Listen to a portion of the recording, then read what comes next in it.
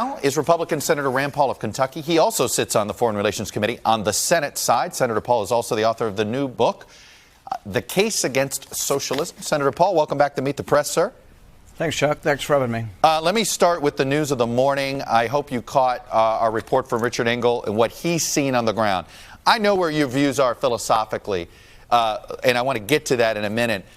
But are you concerned that this decision was too hasty and it sort of created a more chaotic situation than necessary?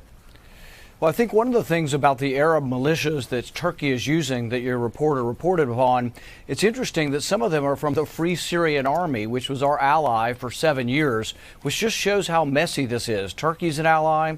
The Free Syrian Army was an ally for 7 years, and the Kurds have been allies in Syria. So it's a very complicated, messy situation. But I think a lot of people are not acknowledging that Turkey was coming in one way or another, and 50 soldiers would simply be in the way and be a tripwire to a much worse outcome. And so I think the president was right in moving 50 soldiers out of the way of an onslaught of tens of thousands of Turkish troops. Why are you so convinced of that? It seems as if and I'm not going to get to whether it was exactly 50 and all of that, but it does seem as if our soldiers being there was serving as a deterrent to Erdogan for a period of time. They were until they weren't. I mean, they were until the Turks decided they were coming. The Turks gave us forewarning they were coming, and the president made a judgment that I think most military commanders would agree with, that you don't have 50 soldiers, you don't go to war with 50 soldiers. 50 soldiers don't deter anything. Once the Turks said they were coming, it would have been foolish to leave 50 soldiers in the wake of tens of thousands of people coming across the border. This is a 100-year-old war between the Turks and the Kurds. Realize the president's asking, is it in our national security interest to somehow figure out how the Kurds can live with the Turks? The other interesting thing that people don't mention is all the Kurds aren't the same. The Iraqi Kurds actually are cooperating with Turkey to turn in Kurdish Workers' Party officials that they see as terrorists. So the Iraqi Kurds are actually turning over some of these Kurds that are allied with the Syrians. So realize that all the Kurds aren't the same on every side of every border. Well, I'm glad you brought this up. When you were running for president, you had a proposal on how you would handle this situation at the time, and I want to play it for you because I'm curious if you still hold the same view. Take a listen. So I would provide armaments to the Kurds as well. In fact, I'd go one step further. I'd promise them a homeland and a state, but I would do it in conjunction with talks with Turkey. It would have to be a three-way discussion. Kurds, homeland, but I'd like to get the Turks involved as well. Look, it's an interesting proposal. I think you're not alone in that. I think a lot of folks would argue that at some point the Kurds need a home. Have you shared that idea with the president? I haven't talked specifically about it, but the interesting thing is they kind of do have a homeland. There's a Kurdish semi-autonomous region in Iraq. So what I was referring to is Iraq, and I still do agree with that sentiment. But here's one of the interesting things. As we've gotten stability in Iraq and as the Kurds have a lot of self-control in governing sort of like a province, there's actually 1,800 Turkish businesses doing business in that part of Iraq that is controlled by the Kurds. It's a prosperous oil region, and there's back and forth between the Turks and the Kurds, and it actually works pretty well. But these Kurds don't actually get along with the Syrian Kurds so well, and many of the Syrian Kurds have been trying to break off part of Turkey into an independent country. It's been going on for really close to 100 years. Many of the Kurds in Syria actually were expelled or exiled from Turkey back in the 1920s, 30s, and 40s. So there's this long history, and the question we have to ask is, and I have to ask, am I going to send the sons and daughters of American mothers and fathers, am I going to send them there to die to try to figure out how the Kurds and the Turks can get along? And I don't see that in our national interest, and we should vote on it. We should vote on it in Congress and declare war if that's what people want. Senator, what do you... I get that. What about that line that says America made a commitment to these folks? You may not have agreed with that policy decision at the time, but abandoning them could lead to a worse outcome. And look, these are not easy decisions. But what do you say to that line? But, you know, what President Trump said was not, I'm committed to making a Kurdish homeland in Syria. What he said is we're going to wipe out ISIS, which was to the benefit also of the Kurdish people who live in that region. But if ISIS is back? That's to be debated. Yeah. What I would say is ISIS has been militarily defeated, and whether they come back or not is conjecture at this point. But what I would say is this. We have to debate in Congress. My oath is to the Constitution. My oath isn't to some promise that somebody thinks we made for a Kurdish homeland. We should vote. And here's the reason why we won't vote. They don't know who to declare war on. We're going to declare war on Turkey. Yeah. We're going to declare war on the Free Syrian Army, which was our ally for 7 years. Or we're going to declare war on Assad. And really, to tell you the truth, what needs to happen is we need to exert our leverage and our pressure to bring all sides together.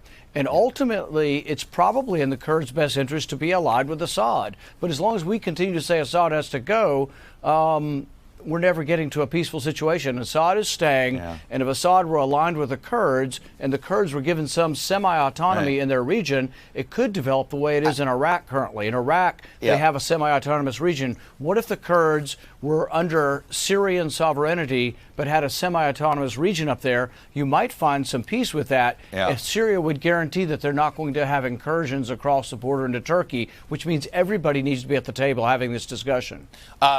Very quickly, the president at the same time this week quietly sent more troops to Saudi Arabia and claims that the Saudis are going to pay for those troops.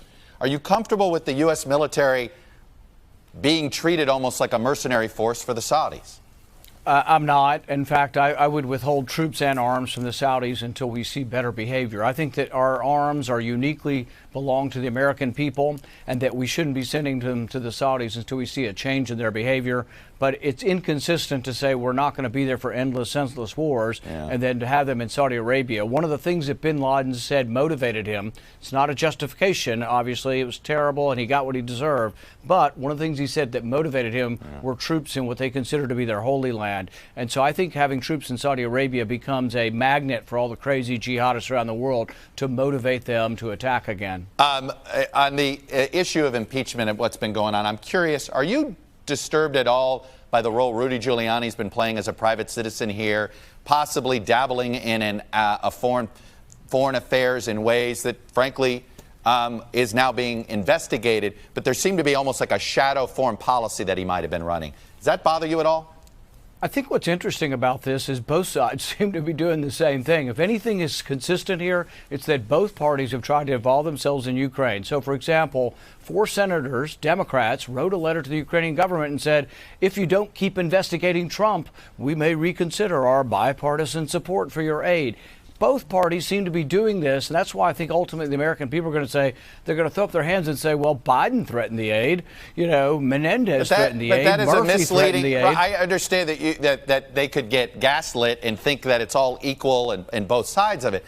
But I'm talking about specifically. It's an argument. I think it is an argument that they're both doing the same thing. Well, didn't 2 wrongs make a right?